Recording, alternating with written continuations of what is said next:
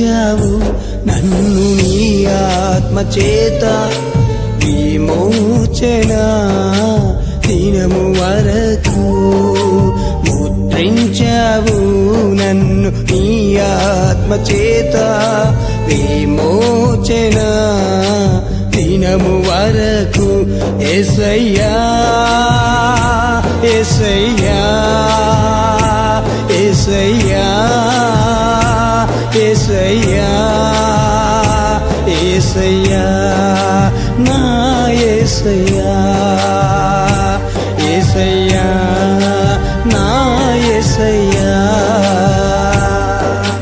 ముద్రించావు నన్ను నీ ఆత్మ చేత విమోచన దినము వరకు ముద్రించావు నన్ను నీ ఆత్మ చేత విమోచన దినము వరకు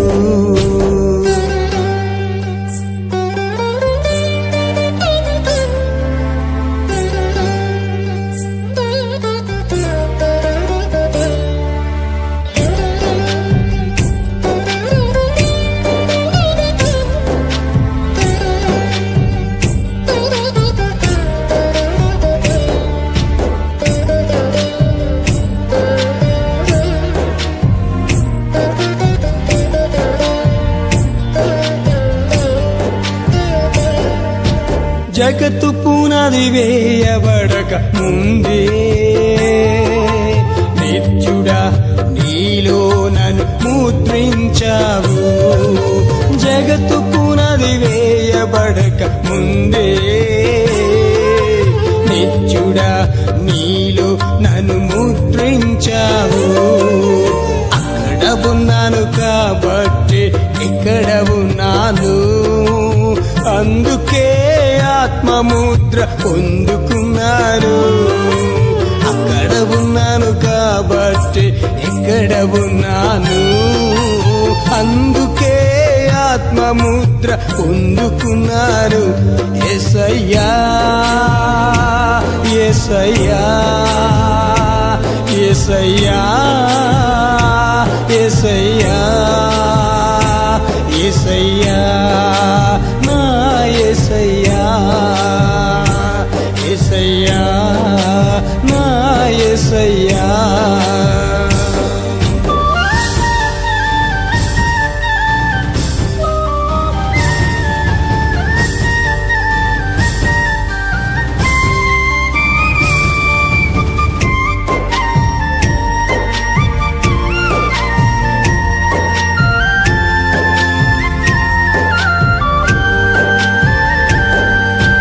అంత్యకాల వర్తమానమందు అప్పుడే నన్ను నీవు ముద్రించావు అంత్యకాల వర్తమానమందు అప్పుడే నన్ను నీవు ముద్రించావు అక్కడ ఉన్నాను కాబట్టి ఇక్కడ ఉన్నాను అందుకే ఆత్మముద్ర పొందుకున్నాను నేనక్కడ ఉన్నాను కాబట్టి ఇక్కడ ఉన్నాను అందుకే ఆత్మముద్ర పొందుకున్నాను నా రాజా నా రాజా నా రాజా నా రాజా నా రాజా యేసు రాజా నా రాజా యేసు రాజా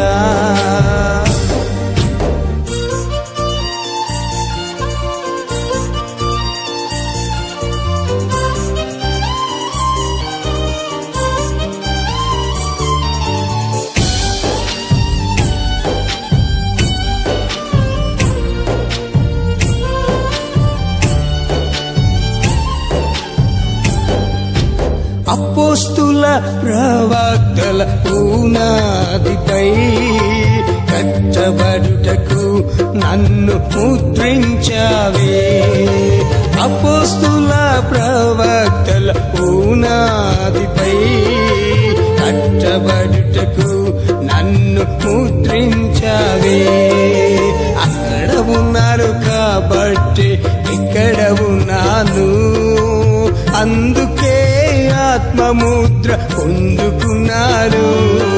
నేనక్కడ ఉన్నాను కాబట్టి ఇక్కడ ఉన్నాను, అందుకే ఆత్మముద్ర పొందుకున్నాను. నా దేవా నా దేవా నా దేవా నా దేవా నా దేవా యేసుదేవా, నా దేవా నా యేసుదేవా.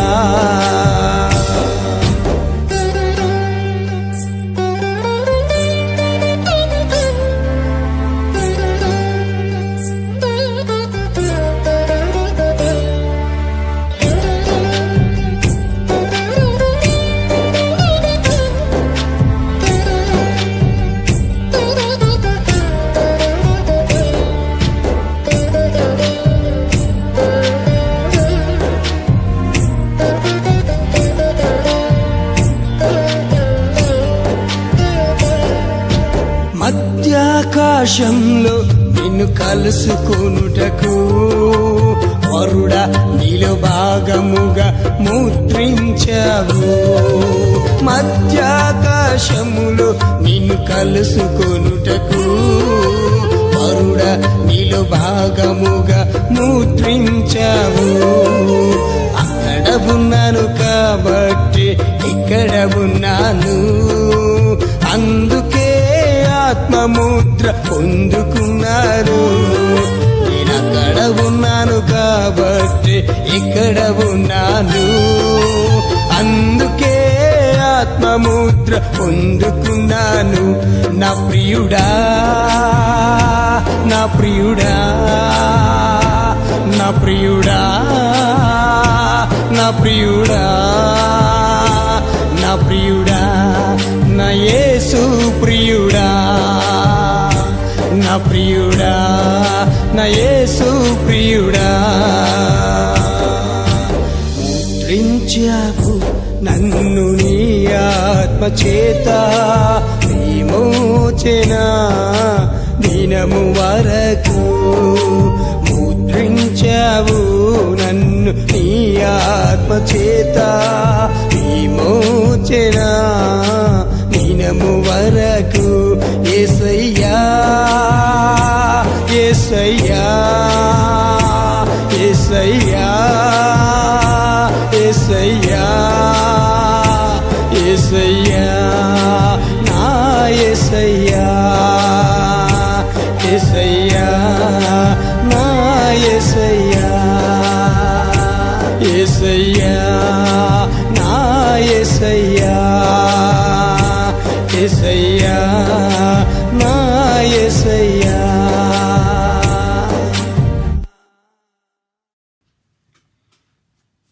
దేవుని పరిశుద్ధ నామమునకు స్తోత్రం కలుగును గాక. హల్లెలూయా. క్రీస్తునందు పిల్లారా, ఉదయకాల సమయం మీ అందరూ కూడా ప్రభువైన యేసుక్రీస్తు ఘనమైన నామం పేరిట నా యొక్క ప్రత్యేకమైన శుభం తెలియజేస్తున్నాను. దేవుని యొక్క మహా గొప్ప కృపను బట్టి, ఆయన యొక్క అత్యున్నతమైన ప్రేమను బట్టి ఈ ఉదయకాల సమయం ముందు ఈ రీతిగా మరొకసారి మనం అందరము కూడా దేవుని యొక్క వాక్యం చుట్టూ సమావేశమయ్యే గొప్ప కృప, గొప్ప ధన్యత ప్రభువు మనకు అనుగ్రహింపజేశారు. అందును బట్టి స్తుతి, మహిమ, ఘనత, ప్రభావంలో ఆయనకి కలుగును గాక. ఆమేన్. ఈ సమయం ముందు మనం అందరం కూడా తల్ల వంచి కళ్ళు మూసుకొని ప్రార్థన చేసుకుందాం. కృప కలిగిన మా తండ్రి, జీవము కలిగిన మా దేవ, జీవాధిపతి, పరిశుద్ధుడా, గొప్ప దేవుడా, మీకు స్తోత్రములు. మీ గొప్ప ప్రేమ, కృప, కనికరాన్ని బట్టి మీకు స్తోత్రములు. ఆయన మమ్మల్ని ప్రేమించి మా కృప చూపి మీరు మాకు అనుగ్రహింపచేసిన మరొక నూతనమైన దినమును బట్టి, ఈ ఉదయకాల సమయాన్ని బట్టి మీకు స్తుతులు, వందనములు చెల్లిస్తున్నా. నిత్యముగా మీరు మాకు అనుగ్రహింపచేసిన యొక్క దినమందు ప్రభా, ప్రారంభముగా మీ కృపను మేము వేడుకుంటున్నాం. మీ వాక్యాన్ని ధ్యానించడానికి ప్రభు మేము కూడింటుండగా మీ కృప మాకు దయచేయండి. నన్ను నిత్యముగా ప్రభా, ఇక కార్యక్రమం ద్వారా నిత్యంగా మీరు మమ్మల్ని దర్శించండి, మాతో మాట్లాడండి. ప్రతి దినము కూడా ప్రభా మీరు మమ్మల్ని బలపరుస్తూ ఉద్యమింపజేసిన విధానం బట్టి నీకు స్తోత్రములు. ఉదయకాల సమయం మరొకసారి మమ్మల్ని దర్శించి మీ కృప మాకు అనుగ్రహింపచేయమని యేసుక్రీస్తుని మీకు పరిశుద్ధ నామమును బట్టి స్తుతించి ప్రార్థిస్తున్నాము. ఆమేన్. జనవరి 9వ తారీఖున కుటుంబ బలిపీఠము వాల్యూమ్ 1. మత్తయి సువార్త 7వ అధ్యాయము 13వ వచనం నుండి. ఇరుకు ద్వారమున ప్రవేశించుడి. నాశనమునకు పోవు ద్వారం వెడల్పును, ఆ దారి విశాలమునై ఉన్నది, దాని ద్వారా ప్రవేశించువారు అనేకులు. జీవమునకు పోవు ద్వారము ఇరుకును, ఆ దారి సంకుచితమునై ఉన్నది, దాని కనుగొను వారు కొందరే. నీ ప్రేమ దయ అనేటువంటి వర్తమానం. కొన్ని సంవత్సరముల క్రితం ఎడారిలో తప్పిపోయిన ఇండియన్ మార్గదర్శితో మాట్లాడినాను. అతని పేరు టిమ్ కోయ్. చాలా ప్రఖ్యాతి కలిగినవాడు. అతడు అరిజోనా ఎడారిలో తప్పిపోయాడు. అతడు తిరిగి తన మార్గం కనుగొనలేకపోయాడు. అతడు క్రైస్తవుడు, ప్రఖ్యాతిగాంచిన క్రైస్తవుడు. అతడు చెప్పాడు, నేను గుర్రము దిగాను, నేను ప్రార్థించాను, నేను నీటి కొరకు ప్రార్థించాను, నేను తప్పిపోయాను, ఎటు వెళ్ళాలో నాకు తెలియదు. కొంచెం సేపటి తర్వాత గేదె లేక మరేదో జంతువు పరిగెత్తి వెళ్ళిన బాటను కనుగొన్నాను. అతడు చెప్పాడు, నా ముసలి గుర్రం, దాని పేరు బెస్, అది సకిలించినది. నేను దాని మీద ఎక్కాను, మరలా ప్రయాణం ప్రారంభించాను. అది నీరసంగా ఉండి నన్ను మోయలేకపోవచ్చున్నది. అతడు కొనసాగించాడు, ఆ బాటలు నీళ్ల గుంటల దగ్గరకు వెళ్తాయని ఎవరో నాకు చెప్పారు. నేను గుర్రం మీద వెళ్తున్నాను, అది బలహీనంగా ఉన్నది. నేను ఉత్సాహంగా బాట గుండా వెళ్ళాలని ప్రయత్నిస్తున్నాను. నీకు తెలుసా, మొదటిగా నేను తడబడుచు పడిపోవచ్చున్నాను. నేను పూర్తిగా నీరసం అయిపోయాను. నేను క్రింద పడిపోయాను. మరలా గుర్రం జీను మీదకి ఎక్కి ప్రయాణం ప్రారంభించాను. నాకు కుడివైపుగా ఒక అస్పష్టమైన బాట కనిపిస్తుంది. అది నేను వెళ్ళుచున్న మార్గము నుండి కుడివైపుకు విడిపోవచ్చున్నది. నా ముసలి గుర్రం బెస్ ఆ మార్గములో వెళ్ళుటకు ప్రయత్నిస్తున్నది. నేను అన్నాను, బెస్, అటువైపుకు వద్దు, నీవు ఆ మార్గంలో వెళ్ళకూడదు. ఇదే మార్గము, ఇది వెడల్పుగా ఉన్నది, ఇది మెరుగ్గా ఉన్నది. ఎక్కువ మంది ఈ మార్గంలో వెళ్ళారు. ఇది నీటి దగ్గరకు వెళ్తుంది. అది సకిలిస్తూ మరొక మార్గంలో వెళ్ళటకు ప్రయత్నిస్తున్నది. నా దగ్గర ఇనుప చక్రం వంటి సాధనం ఉన్నది. దానితో గుర్రమును కొట్టాను. నాకు తెలిసేసరికి గుర్రమును ఆ మార్గంలో మళ్లించాలని కొట్టడం వలన అది గాయపడినది. తర్వాత అది కదిలినది. మరలా తడబడి మోకాళ్ళ మీద కూలబడినది. నేను దాని మీద నుండి దూకాను. నేను దాన్ని చూశాను. అది చనిపోతుంది అన్నట్లుగా కనిపించినది. అది చిన్న బాట వైపుగా చూస్తూ సకిలిస్తుంది. ఆ ఇనుప చక్రం వంటి సాధనం ద్వారా అయిన గాయముల నుండి రక్తం కారుచున్నది. నేను అక్కడ కొంచెం సేపు నిలవబడి ఆలోచించాను. మేము ఇప్పుడు ఏమి చేయాలి? దాని ముఖం మీద రుద్దాను. ఈ విధంగా అన్నాను, బెస్, జంతువులకు ప్రకృతి సిద్ధమైన జ్ఞానం ఉంటుందని చెప్పడం విన్నాను. బహుశా ఆ వెడల్పు బాట నీటి ఊట దగ్గరకు తీసుకువెళ్ళదేమో. సహోదరుడా, నేనిప్పుడు చెప్పుచున్నాను, నాశనమునకు పోవు మార్గము వెడల్పు, దానిలో పోవారు అనేకులు.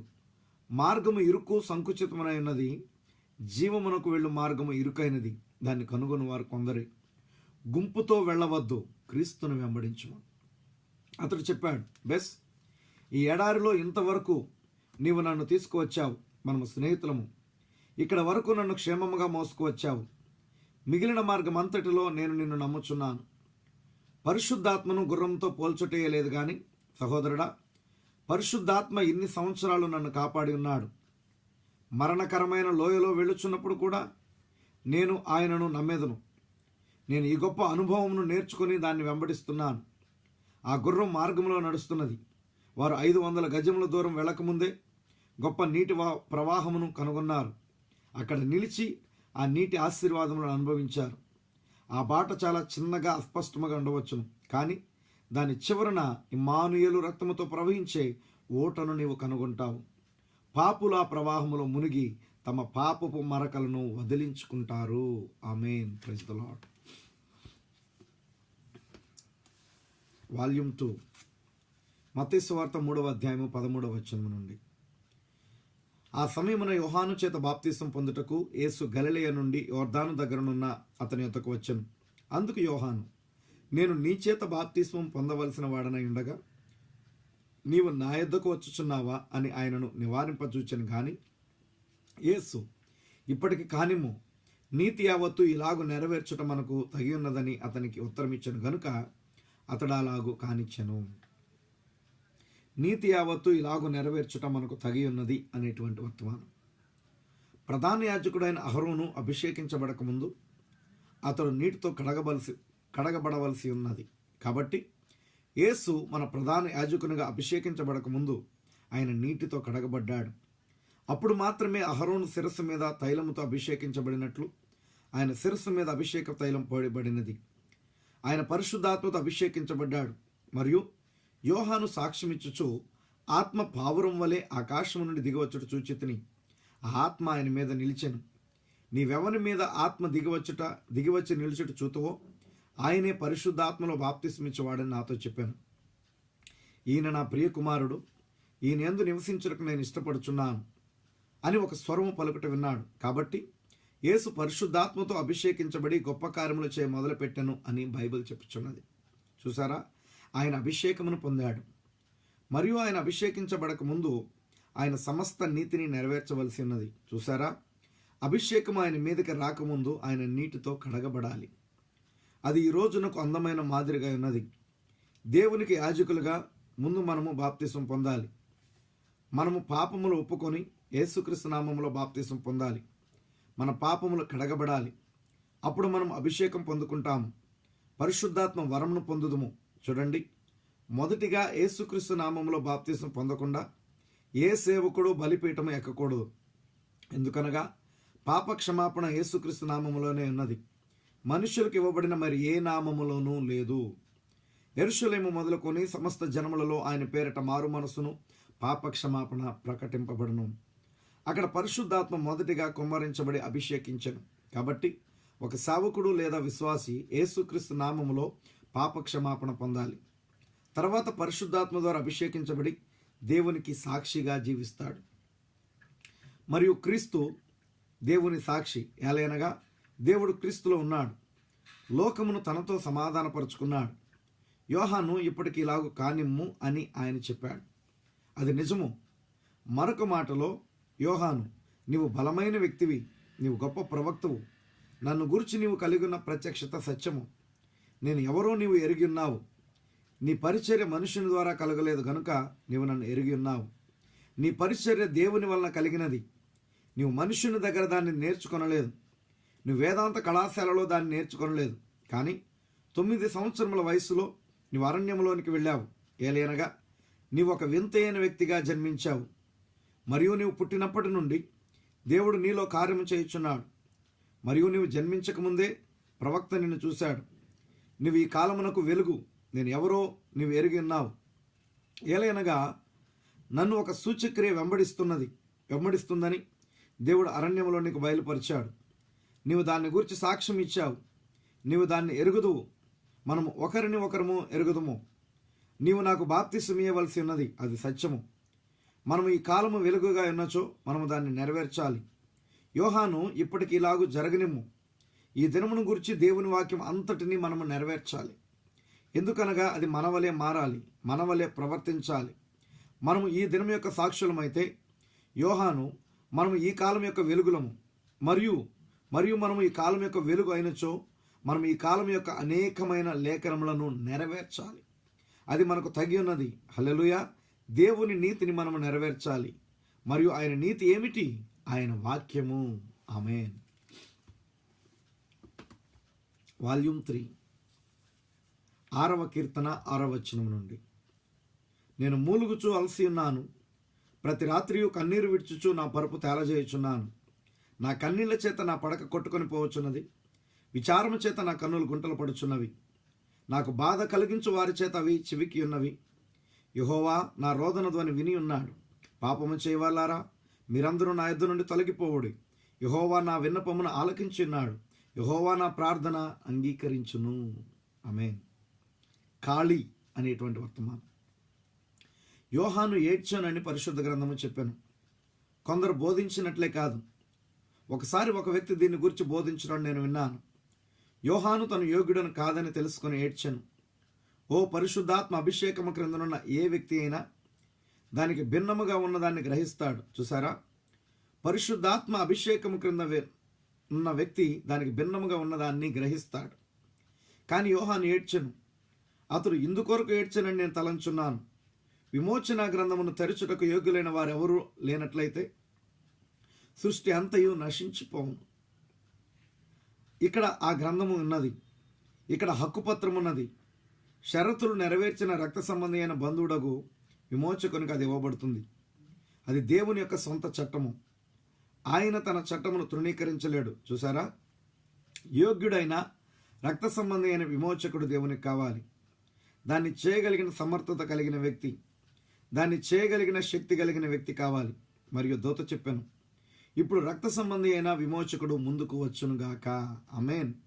మరియు యోహాను చూచెను, అతడు భూమి అంతటిని చూశాడు. అతడు భూమి క్రింద చూశాడు, అక్కడ ఎవరూ లేరు. వారి సృష్టంతయు సమస్తము నశించిపోయాను. అవును, యోహాను ఏడ్చెను, సమస్తము నశించిపోయాను. అతడి ఏడ్పు ఒక్క నిమిషము కాలము కూడా లేదు. అప్పుడు పెద్దలలో ఒకరు నిలబడి ఈ విధంగా చెప్పాను, యోహాను ఏడవవద్దు. ఓ మాయ్, అతడి ఏడ్పు ఒక్క నిమిషం కూడా లేదు. యోహాను తలంచాడు, ఓ మాయ్, ఆ మనుష్యుడు ఎక్కడా? అక్కడ ప్రవక్తలు నిలబడి ఉన్నారు. వారు కూడా నా వలనే జన్మించారు. అక్కడ సాధువులు నిలబడి ఉన్నారు. అక్కడ ఎవరూ లేరు. దాన్ని సమర్థత కలిగిన వ్యక్తి నాకు కావాలి. విమోచించగలిగిన వ్యక్తి నాకు కావాలి. మరియు అతడికి దొరకలేదు. కాబట్టి యోహాను దుఃఖించాడు. సమస్తము నశించిపోయాను. మరియు అతడు బిగ్గరగా ఏడ్చాడు. మరియు అతడు విచారముగా ఉన్నాడు. ఏలైనగా వారు ఎవరినైనా ఒకరిని కనుగొనలేకపోయినచో సృష్టి అంతయు సమస్తము నశించిపోవును. దేవునికి మహిమ. ఆ షరతులు నెరవేర్చగలిగిన ఒకరిని వారు కనుగొనకలేకపోతే ప్రతి ఒక్క మానవుడు సమస్త సృష్టి నశించిపోవును. సమస్తమును అంతయు పతనమాయను. విమోచన హక్కులు, నిత్యజీవము హక్కులు, ఈ హక్కులన్నీ పోగొట్టుకున్నారు. మరియు ఆ వెలను చెల్లించగలిగిన వారు ఎవరూ లేరు. మరియు యోహాను ఏడ్చుట ప్రారంభించెను. ఎలైనగా యోగ్యుడు ఎవరూ లేరు. చివరికి దాన్ని చూచు యోగ్యత కలిగిన వారు ఎవరూ లేరు. మరియు ఒక మానవుడు దాన్ని తీసుకోవాలి. దాన్ని చేయగలవారు ఎవరూ లేరు. మరియు సమస్తము నశించిపోవట చూచిన యోహాను ఏడ్చెను. ఆ 4 జీవుల మధ్య నిలబడి ఉన్న పెద్దలలో నుండి ఒక స్వరము వినబడెను. ఆ గొప్ప స్వరము పరలోక సమూహములో నుండి పలికెను, యోహాను ఏడవవద్దు. ఓ మాయి, దేవుని కృప. యోహాను దుఃఖపడవద్దు, ఏడవవద్దు. దావీదు వేరును చిగురునై ఉన్న యోధాగోత్రపు సింహము జయించెను అనగా పెనుగులాడి లోపరుచుకొనెను. ఆమేన్. గెస్సమనే తోటలో ఆయన ముఖములో నుండి రక్తము క్రింద పడినప్పుడు ఆయన జయించెను. సింహము మరియు దావీదు వేరు జయించెను. ఆమేన్. ప్రార్థన చేసుకుందాం. కృపగలిగిన మా తండ్రి, జీవము కలిగిన మా దేవ, జీవాధిపతి పరిశుద్ధుడా, గొప్ప దేవుడా యేసయ్యా, మీకు స్తోత్రము నాయన. ఈ ఉదయకాల సమయంలో నిత్యంగా మమ్మల్ని దర్శించి మాతో మాట్లాడిన విధానాన్ని బట్టి మీకు స్తోత్రములు. గొప్ప దేవా, సర్వోన్నతుడా, సర్వసృష్టికర్త, మీకు స్తోత్రములు నాయన. నిత్యముగా ప్రభా ఈ ఉదయకాల సమయంలో మమ్మల్ని దర్శించి మాతో మాట్లాడారు తండ్రి. ఇరుకు మార్గమున ప్రవేశింప పోరాడమన్నావు తండ్రి. ఇదిగోనైనా ఆ యొక్క గుణమును మేము చూసాము తండ్రి. ఇదిగోనైనా నిత్యముగా ప్రభానికి స్తోత్రములు తండ్రి. అది ఆ యొక్క ఓటును కనుగొని ఇదిగోనైనా ఇరుకు మార్గమున వెళ్ళటానికి ప్రయత్నించింది. కానీ ఆ వ్యక్తి ప్రభా విశాల మార్గమున వెళ్దామనుకున్నాడు. గుంపు వెళ్ళిన మార్గమున వెళ్దామనుకున్నాడు. కానీ నిత్యముగా నీ వాక్యం సెలవిస్తూ ఉంది నాయన. ఇరుకు మార్గములో ప్రభా ప్రవేశింప పోరాడుడి అన్నావు. నిత్యముగా దినమందు నాయన ఇరుకు మార్గములో మేము నడుస్తుండగా, ఆ ఇరుకు మార్గం కూడా మేము ప్రవేశించి ముందు కొనసాగుతుండగా మీ కృప మాకు దయచేయండి. ఆ మార్గము చివర ఇమ్మానుయేలు రక్తము నాయన, ఆ గొప్ప ఓట ఉన్నది. ఆ రక్తము యొక్క ఓటలో మేము ప్రభా ఓ నాయన మమ్మల్ని కడిగిన దేవుడివి, మా పాపములు కడిగిన దేవుడివి, మమ్మల్ని నీతిమంతులుగా చేస్తున్నందుకు నీకు స్తోత్రములు. అదే రీతిగా ప్రభా నీకు స్తోత్రములు తండ్రి. నీతి యావత్తు ఇలాగు చేయటం మనకు తగి ఉన్నదని మాట్లాడిన దేవుడవు నాయన. నిత్యముగా ప్రభా నీకు స్తోత్రములు నాయన. ఈ గడికు సిద్ధపరిచిన వాక్యములను మేము నెరవేర్చవలసిన వారమైనా, ఈ గడియ వాక్య ప్రకారంగా ప్రభా మేము జీవించవలసిన వారమైనా మీ కృప మాకు దయచేయండి. మీ కనికరం మాకు దయచేయండి నాయన. మమ్మల్ని గురించిన ప్రతి లేఖనమును మేము నెరవేర్చే కృప మాకు దయచేయమని ప్రార్థిస్తున్నాం. అదే రీతిగా ప్రభా యోహాను యొక్క దుఃఖం ఎక్కువసేపు లేదు తండ్రి. యోహాను యొక్క ఏడ్పు ఎక్కువసేపు లేదు ప్రభా. ఇదిగోనైనా దావీదుకు ప్రభా వేరును చిగురైన మీరు నాయన మా నిమిత్తము ప్రభా కల్వరులు యాగమైన దేవుడవు నాయన.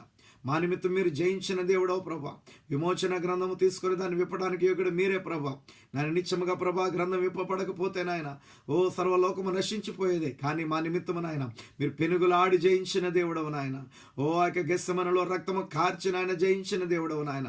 ఆ గొప్ప జయ జీవితం మీరు మాకు ఇచ్చారు. విమోచన కారణం మా జీవితంలో ప్రభా పరిపూర్ణం చేసినందుకు మీకే కృతజ్ఞతాస్తులు చెల్లిస్తూ ఈ ఉదయకాల దీవంతో మరొకసారి మమ్మల్ని నింపమని యేసుక్రీస్తు యొక్క పరిశుద్ధ నామమును బట్టి స్తుతించి ప్రార్థిస్తున్న మా పరమ తండ్రి.